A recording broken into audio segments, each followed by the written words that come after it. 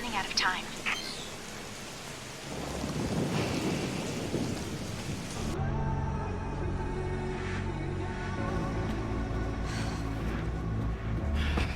Tell me what's going on. Now is not the time.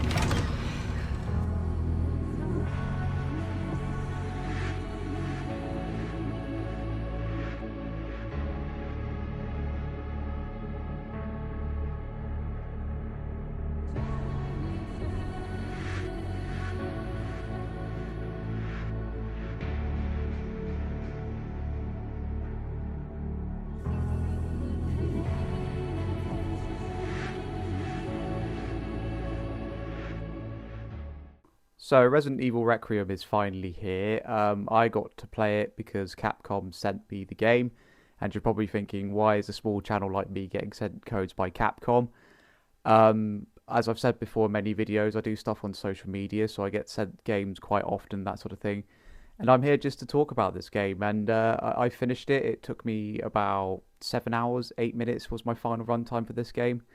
And I'm just going to do like a little review, that sort of thing. But anyway, it's been, what, 5 years since the last mainline Resident Evil games, if we don't count the Resident Evil 4 remake, which we don't.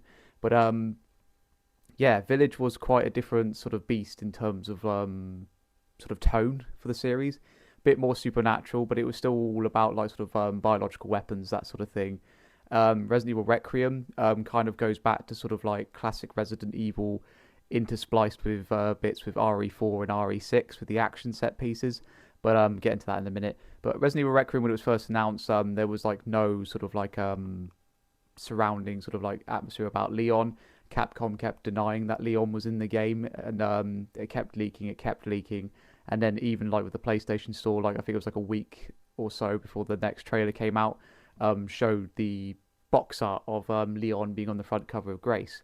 But what with the final release anyway, what we get is this sort of combination of excellent horror, survival horror mixed with really good action horror, and it works in tandem quite well. You'd think the sort of tonal shift to action horror from survival horror sections would be a weird juxtaposition between each other, but it being a Resident Evil game, it surprisingly works really well.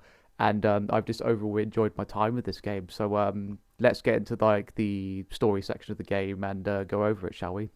So Resident Evil Requiem, you play as Grace Ashcroft to begin with, kind of a new character in the series. I say that in quotations because she is related to, well, she's the daughter of Alyssa Ashcroft, which if you don't know who that character is, you're probably not a long-term Resident Evil fan. She was a character from Resident Evil Outbreak, a bit more of an obscure title in the series. It was Capcom's stab back in the day on the PlayStation 2 to do a multiplayer Resident Evil game where it was still survival horror, but you had other players.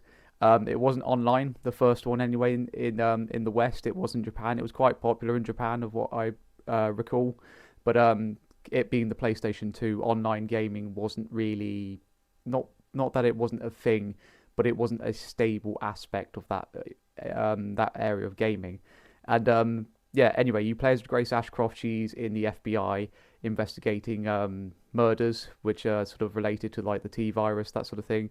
There is the T-virus again, but it's a mutated version of said T-virus. And she investigates a crime scene, an old hotel, where it flashes back to where she was with her mother. She's been to that hotel before, and that's where her mum was unfortunately brutally murdered.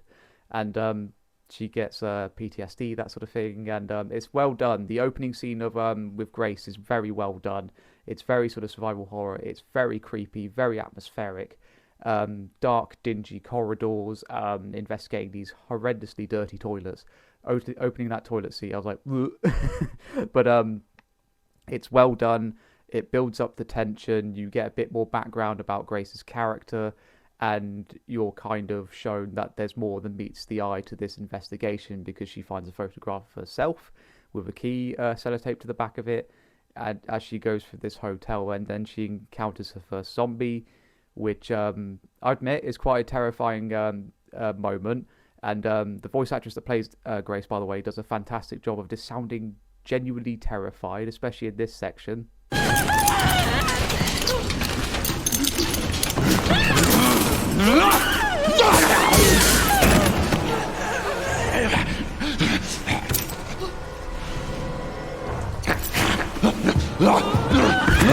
That bit when when the police officer turns into the zombie, you hear the genuine terror from Grace's character, and quite often in horror games, actors and actresses don't really put that across that well.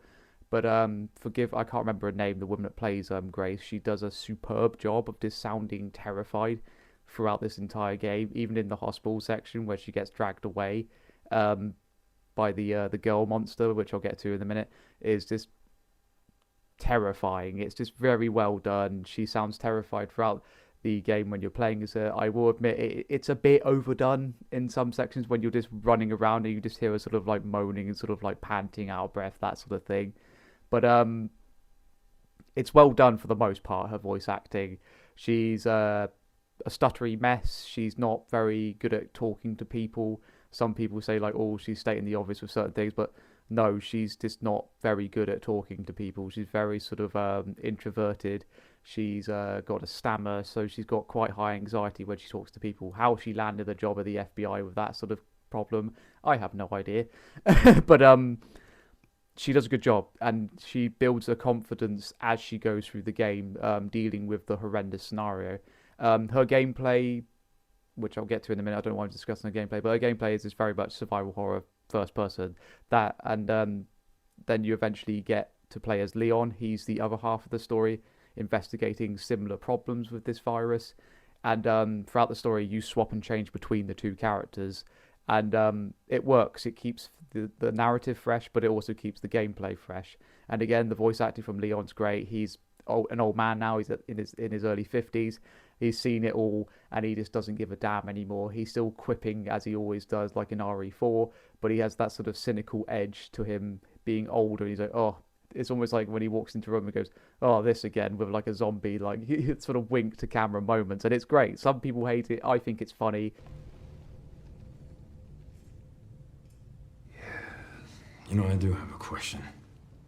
When's the last time you brushed your teeth?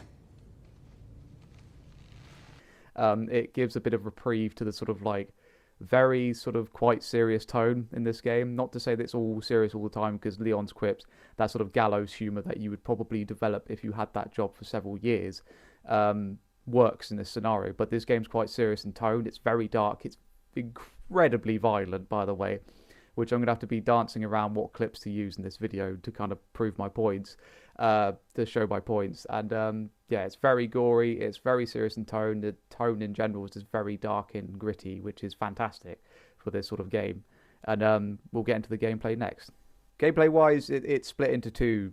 Like I said, in the story section, you have Grace, which is more your survival horror, and then you have Leon, which is like your action horror with sort of akin to RE4 and RE6. The game lets you choose what perspective to play in, for either third or first person. By default, Grace is first person and Leon is third person. It kind of shuts people up about the game being first person exclusively, like in the last two games, which I didn't mind them being first person. If it's a first person game, just don't play it. I know that sounds a bit harsh, but not every game's made for everyone, that sort of thing. But yeah, I stuck with the default because the first person with Grace works incredibly well with the tight claustrophobic environments, and the horror in general just works really, really, really well from the first person perspective. And Leon, the third person action, is great. Just seeing him roundhouse kick, doing his John Wick sort of gun carter sort of thing. But you start off predominantly playing as Grace in the hospital section, and it's very old school Resident Evil, where you're in like a spooky residence, solving puzzles, and you get stalked by a monster called the Girl, which is very terrifying. The first time I encountered this thing, I jumped out of my seat. But yeah, it shows Capcom's attention to detail to environmental sort of storytelling. When the lead up to the girl monster is so well done. You get like the visual cues. You can see like holes in the ceiling. You see the light fixtures. They start rattling from the ceiling, from the rafters, and you find a child's storybook about like a shadow monster thing, like stay in the light, that sort of thing. It's well done, the build up, and when it actually happens, when the monster appears, it's genuinely surprising. I admit, which horror games these days don't often get under my skin. But this game has with the Grace sections, because they are very tense. because you can't defend yourself often. Bullets and ammunition are finite. You don't even get a shotgun as Grace, which was quite shocking, if I'm being honest. But you do get the Requiem for most of the game, first half of the game when Leon gives it to you. And again, but that gun is very finite, the titular Requiem. But yeah, the Grace's sections are so well done. You have to do inventory management. You have to solve puzzles, find items to unlock certain doors. You can expand your inventory like in RE2 with like hip pouches, but still the amount of space you have to fiddle around with is finite. So you've got the item boxes, which are back for the first time since RE7, I believe. And of course, you put them in that item box. They'll be in a different item box in a different save room. And save rooms are back too. There's several difficulties. You've got standard. You've got modern standard. You've got modern classic, which modern classic is basically you have ink ribbon saves as Grace. Leon doesn't, strangely, but Grace does. So it kind of brings back that sort of tension of like, oh god, when did I last save? So if you die, you could lose like half an hour, 45 minutes, or even an hour of progress because you fumbled your saves, because there is no auto saving with Grace anyway, with the modern classic mode. There is like an easy mode, but I played on the standard modern mode because I didn't really want to contend with that, because I just wanted to get through the game and enjoy it, to be honest. But yeah, the Grace sections is all about taking your time, crafting ammo. Grace eventually gets this thing called the blood injector, where she injects blood from zombies and that sort of thing, or there's buckets of blood that is all over the place. There's visual lead up and cues to that as well, because you keep finding blood everywhere. She keeps remarking with the flavor text, there's blood everywhere, there's blood everywhere, there's buckets of blood all over the place. And that's kind of like, okay, go back to that later. It makes you think like maybe that's important later, which again, Capcom with the Resident Evil games has always been good about that, with visual cues going, okay, maybe I need to put that in the back of my mind for later. And you do, because you get the blood injector and you have to collect blood samples, which is Grace's crafting system. And as many people have remarked and made fun of online, how Grace makes bullets out of blood and scrap, I have no idea. It's a video game. Just go with it, alright? They had to make some sort of contrived reason to include a crafting mechanic in the game. So they okay, you can make bullets out of blood. Okay. But it's like, make bullets that make Molotov cocktails out of blood. I'm sure you can do that. But it's great. It again, because your ammunition is finite, you have to kind of like balance, like, do I make a healing item or do I make more bullets for my pistol, that sort of thing. And these zombies, when you're playing as Grace, they take a lot to take down. You can't kill every zombie in the section as Grace because you just wouldn't have enough resources for it. It's as simple as that. You do get the hypodermic injector, where basically it blows the zombies to smithereens into a bloody pulp and chum. There's a reason for that, because basically Capcom have brought back the Crimson Head mechanic in this game for both Grace and Leon, although Leon deals with them far easier than Grace does because it's Leon. But they brought back the Crimson Head mechanic. So basically, if you kill zombies, even if you've blown their heads off, they'll come back later as the titular blister heads. And yeah, it's quite terrifying the first time you see these things. As Grace, they take bloody forever to take down with a normal pistol. It's basically forcing you to use the Requiem on the blister heads, because otherwise you're going to be wasting so much handgun ammo on these bloody things. But it's great. It adds that layer of tension. The injectors that make them explode act as the kerosene from like the GameCube remake with the Crimson Heads. And it's so good that Capcom finally brought that back, or a sort of spiritual successor to that mechanic back. And it just adds a layer of tension to the scenario, because the zombies are more terrifying in that regard, because okay, they're dead, even though you see like blood come out of them and they're bleeding on the floor. They're not dead, they all come back if you don't deal with those corpses. But you swap to Leon, which is the polar opposite of what Grace is. Leon, roundhouse kicking, he's throwing axes, he's using his own hatchet to kill things. He's got ammunition coming out of his ears. He's got a massive inventory system because he's got the attaché case system from Resident Evil 4 back in this game, so he can carry like loads of guns, loads of ammo, loads of healing items, and they're never in short supply when you kill enemies either. And it's great, and it's a lot of fun. It adds a sort of reprieve from the terrifying tense sections from Grace, because you're thinking like, oh, I've been hiding in corners for like 2 hours, then suddenly you switch to the, I was like, nah, the zombies are in the room with me, thank you very much. And it's really funny, and it's like you're just chasing zombies around with chainsaws, you're blowing their heads off with shotguns, and it just feels really satisfying. It's coupled with the intense gore system. It's just so bloody over the top.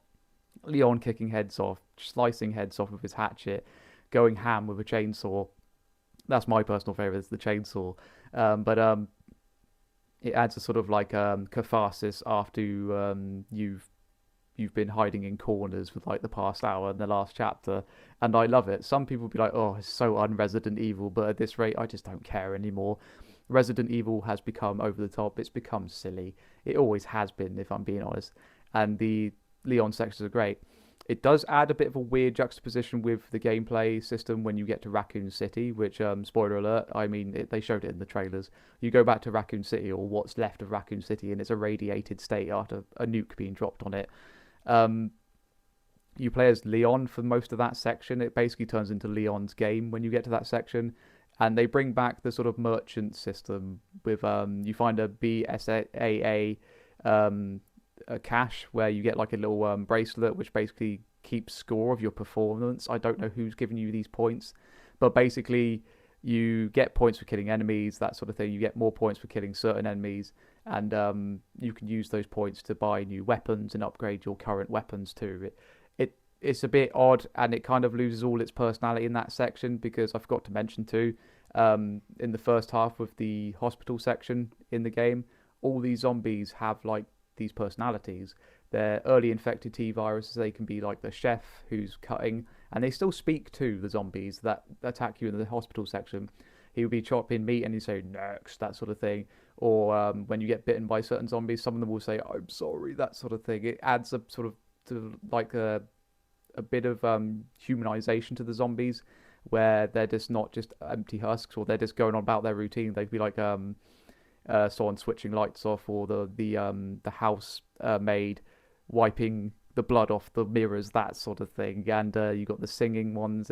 It's all really good, and it adds like almost like a sort of a what they once were to that area of life, that they could have been doctors, they were house maintenance, that sort of thing. And it adds character to these zombies.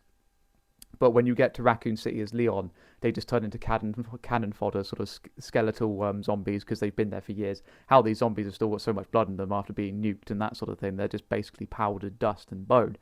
But it loses its character in that regard with the zombies in that section. And I understand why, because it just turns into sort of like a cannon fodder fest for Leon, just to basically blow zombies' heads off and add to gain points to upgrade weapons. But I feel like those two halves are like two different games. Like the first half feels like kind of like the core game, whereas the second half is kind of like, yeah, here's your have some fun, like almost like the mercenaries mode, almost, with like points coming up on the screen. It's like, hang on, is this the mercenaries mode or still the campaign? But it's still fun nonetheless. And that part of Raccoon City is really cool, with all the Easter eggs, with the different bosses you fight. Seeing the flashbacks of like Leon in RE2 when you walk into the police station and it's just like a smouldering mess. You even fight Mr. X in Raccoon City, which is quite fun. People call it nostalgia bait slop. I call it fun because the franchise is 30 years old.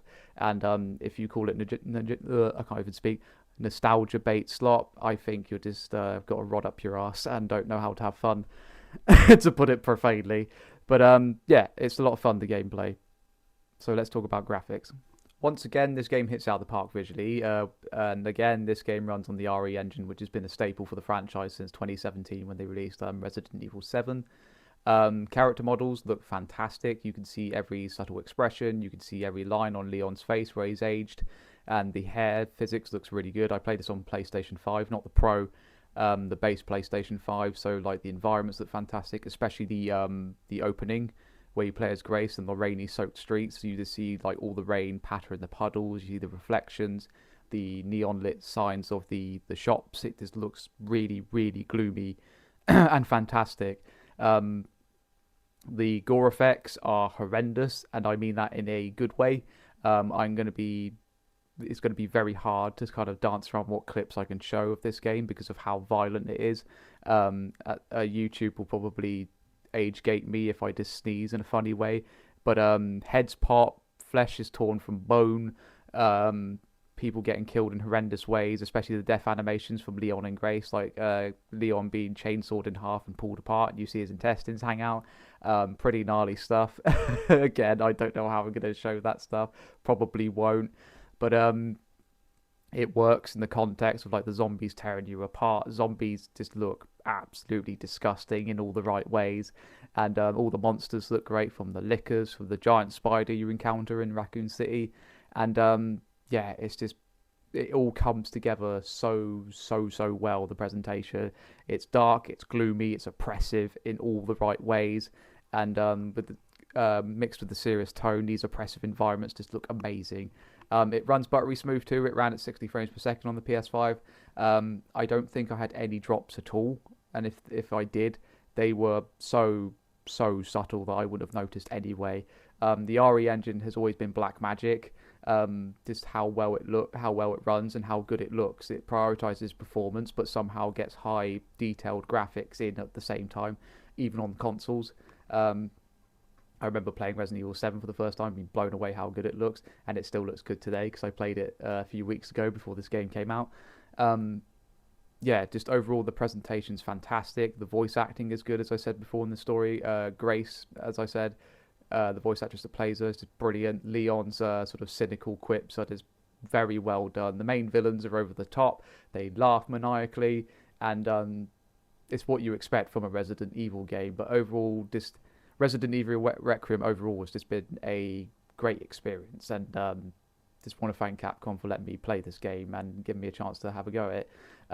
But it's a great game. It's a very good Resident Evil game.